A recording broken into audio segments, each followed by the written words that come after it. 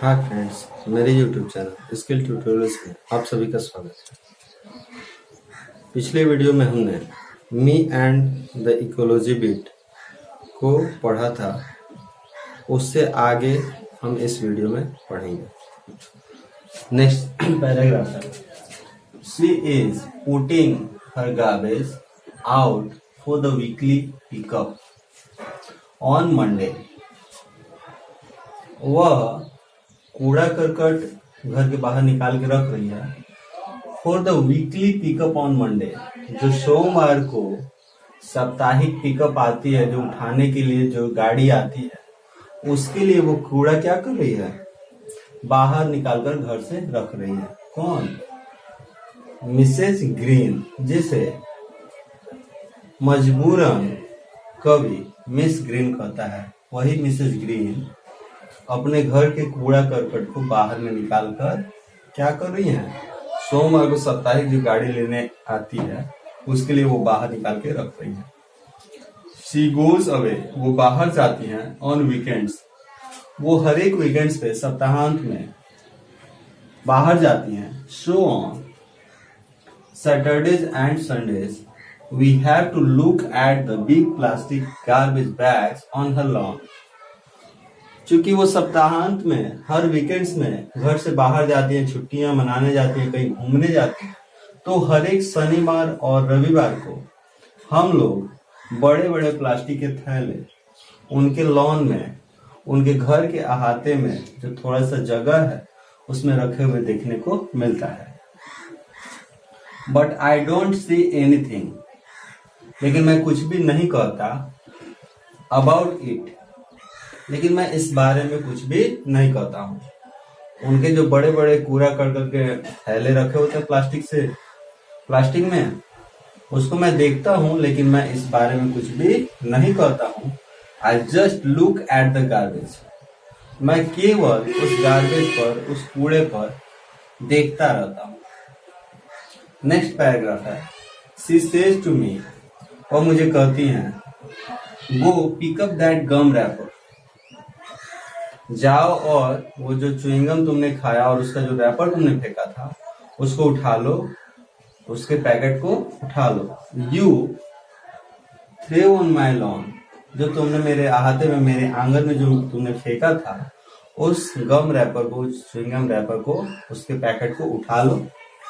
Put it in one of the plastic bags, और जो मैंने प्लास्टिक के थैले रखे हुए हैं कूड़े से भरे हुए, उनमें से किसी एक में ले जाकर इसको रख दो, इसको च्युइंगम के रैपर को। Didn't anybody teach you, क्या तुम्हें किसी ने ऐसा नहीं सिखाया, नॉट टू लिटर, कि इधर उधर चीजें बिखेरा नहीं करते, छीटा नहीं करते?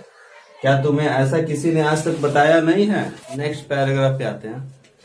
आई होल्ड माई टेम्पर, मैं अपने गुस्से को कंट्रोल करता हूँ, रोकता हूँ। And pick up my gum wrapper, और मैंने जो च्युइंगम का रैपर खा के फेंका हुआ था उसको मैं उठाता हूँ।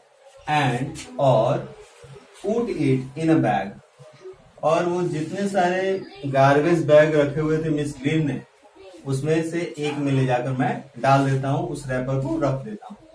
देन शी सेज, तब वो कहती है, फिर मिसेस ग्रीन बोलती हैं, and there a law, there is a law, एक कानून है, इन दिस टाउन, इस शहर में एक कानून है, about keeping dogs on a leash, ऐसा एक कानून है इस शहर में कि अपने कुत्तों को आपको बांध के रखना चाहिए। कीप ऑन अ लीश, ये एक फ्रेज है जिसका मतलब होता है कुत्तों को बांध कर रखना।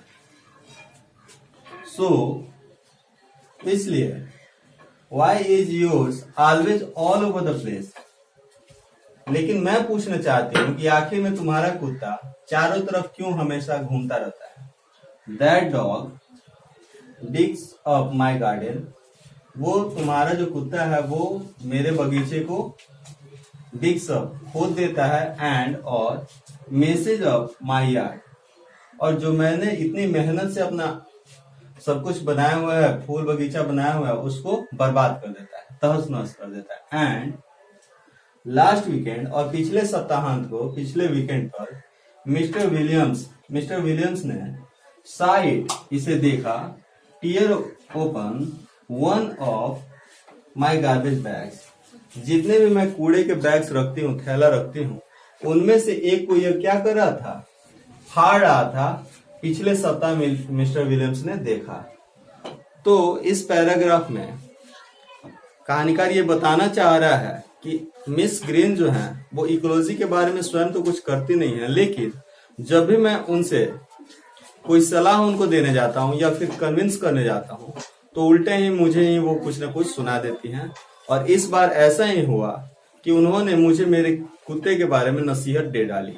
उन्होंने कहा कि इस शहर में ऐसा नहीं है कि सारे कुत्ते घूमते रहें, उनको बांधने का एक नियम है और आपका कुत्ता क्यों इस तरह घूमता रहता है बेवजह।